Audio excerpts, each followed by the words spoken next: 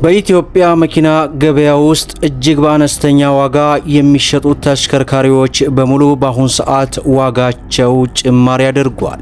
በዛሬው ፕሮግራማችን ይህች ተወዳጇ ታታ የስራ የጭነት መኪና አሁናዊ ዋጋዋ ስንት ነው? በባንክ አማራጭስ ምን ያክል ናት? ሙሉ ዝርዝር መረጃ ይዘናል። ሰላም ጤና ይስጥልን። የተወደዳችሁና የተከበራችሁ የቻናላችን ተከታታዮች እንደምን አላችሁ? እንኳን ወደ ቻናላችን በሰላም መጣችሁ። ዛሬ ብዙዎቻችሁ የምትወዷትን በተለይ በሀገራችን ኢትዮጵያ ሁለት በአነስተኛ የጭነት ስራ ዘርፍ ላይ ከምትሰማሩባቸው ተሽከርካሪዎች መካከል አንዷን የታታ አሁናዊ ዋጋ መረጃን ነው ይዤላችሁ የቀረብኩት።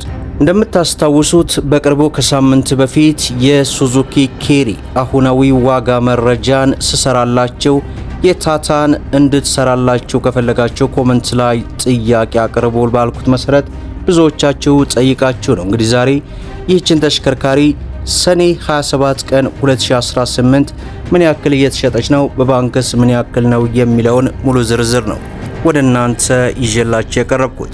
ሁላችሁም እንግዲህ ቪዲዮን ላይክ ቻናሉን ሰብስክራይብ እያደረጋችሁ እስከ መጨረሻው ድረስ ተከታተሉ። እንግዲህ ክቡራን ተመልካቾቼ በተለይ በዚህ ወራት በሀገራችን ኢትዮጵያ ያለው የመኪና ገበያን ስንመለከት ከትንሽ እስከ ትልቅ ከነዳጅ እስከ ኤሌክትሪክ ሁሉም በሚባል መልኩ ጭማሪ አድርገዋል። ይህ ጭማሪ ምናልባትም በእኛ ፍላጎትና መነሳሳት አንጻር የተፈጠረ ሆኖ ነው የሚሰማኝ።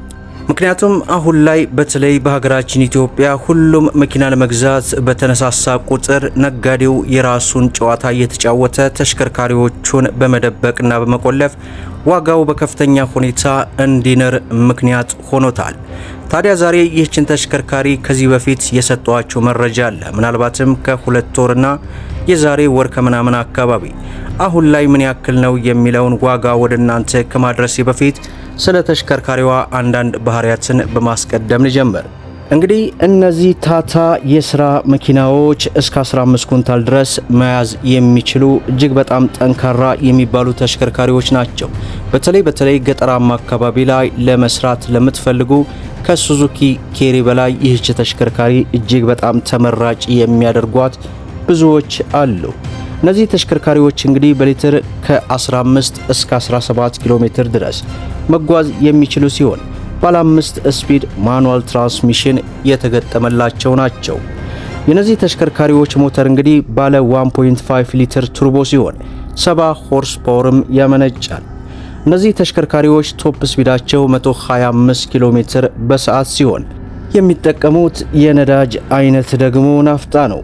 የነዚህን ተሽከርካሪዎች ሳልቫቶ ፉል ለማድረግ እስከ 38 ሊትር ድረስ መያዝ የሚያስችል ሲሆን እነዚህ ተሽከርካሪዎች እንግዲህ በካሽ እንዲሁም በባንክ በተለያዩ የመኪና መሸጫ ቦታዎች ላይ በስፋት እየተመለከትን ነው።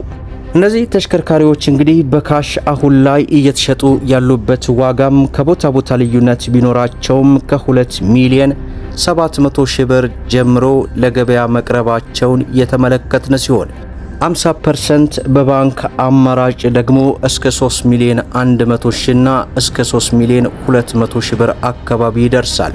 ያ ማለት የዚህን ግማሽ ከፍላችሁ ቀሪውን እየሰራችሁ መክፈል የምትችሉበት አማራጭ ማለት ነው። በነገራችን ላይ እዚህ ላይ ማሰብ የሚገባችሁ ነገር ይህም ተሽከርካሪ ይሁን ማንኛውም ተሽከርካሪ በባንክ አማራጭ የሚባለውን ነገር ፈጽሞ መፍቀድ የሌለባችሁ ጉዳይ ነው። ብዙ ጊዜም እንደነገርኳችሁ በተለይ አሁን ላይ በዚህ ዓመት እንግዲህ ባንኮች የባንክ አማራጭን መስጠት ማቆማቸው ይታወሳል። ኦልሞስት 1% እንኳን አይሞላም የባንክ አማራጭን የሚሰጡ ባንኮች። ስለዚህ አሁን ላይ በባንክ የሚባለው መኪና እጅግ ከባድ የሆነ ውስብስብ ነው ከጀርባው ያለው።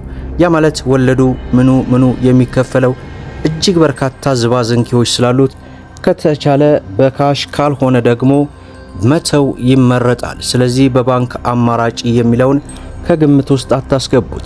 በሁለተኛ ደረጃ አንድ ተሽከርካሪ በባንክ አማራጭ ሲቀርብ ተሽከርካሪው እጅግ በሚገርም ሁኔታ እንግዲህ እስከ 1 ሚሊዮን የሚደርስ ልዩነት አለው። ያ ማለት ከአነስተኛ ተሽከርካሪዎች ለምሳሌ ይህ ተሽከርካሪ 2.7 ብያቸዋለሁ።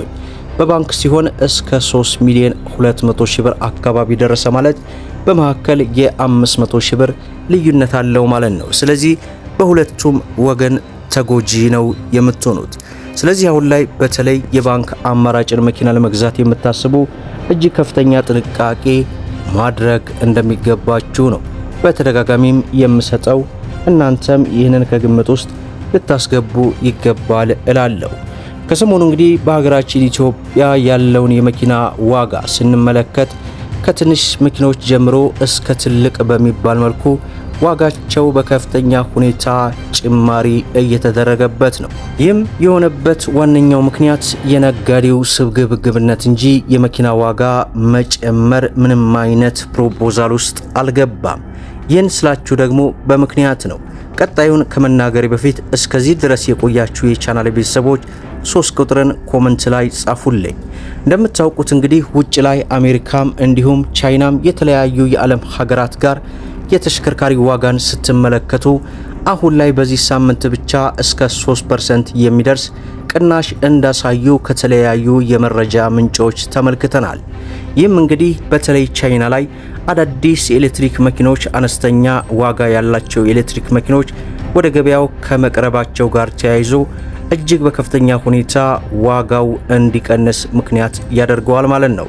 ይህ በሚሆንበት ሰዓት እነዚህ አነስተኛ ዋጋ ያላቸው ተሽከርካሪዎች ወደ ገበያው ሲቀርቡ ከፍተኛ ዋጋ ይዘው የተቀመጡ ተሽከርካሪዎች ዋጋቸው ያለ ምክንያት እንዲቀንስ ስለሚያደርግ አሁን ላይም የተፈጠረው እንግዲህ በተለያዩ የዓለም የመኪና ገበያ ላይ ይህ ነው።